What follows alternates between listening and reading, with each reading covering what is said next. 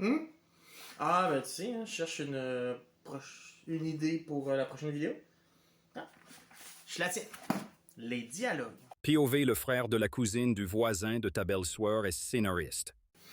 Le premier conseil que je pourrais dire aux gens, c'est que c'est très important de faire répéter vos personnages sur leur objectif constamment.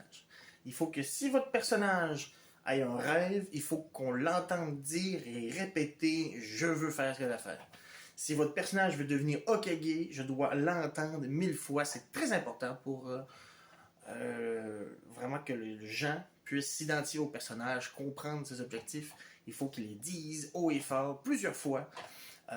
Surtout le premier chapitre, il faut au moins qu'il l'aille répété au moins 10 fois. Là.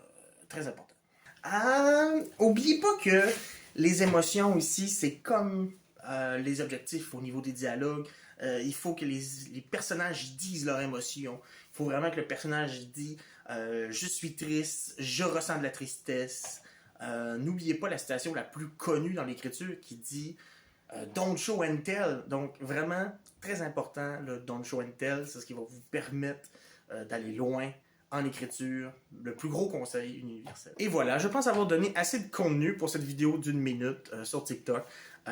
En vrai, est-ce que ça vaut la peine de faire une vidéo d'1 heure avec plein de bien détaillé quand vous êtes prêt à prendre des notes sur ce que vous voulez vraiment travailler, ou n'est-ce pas mieux comme ça, une petite vidéo d'1 minute où je vous aide sur des trucs de scénario en 2 danses TikTok quand vous n'êtes pas prêt en fait.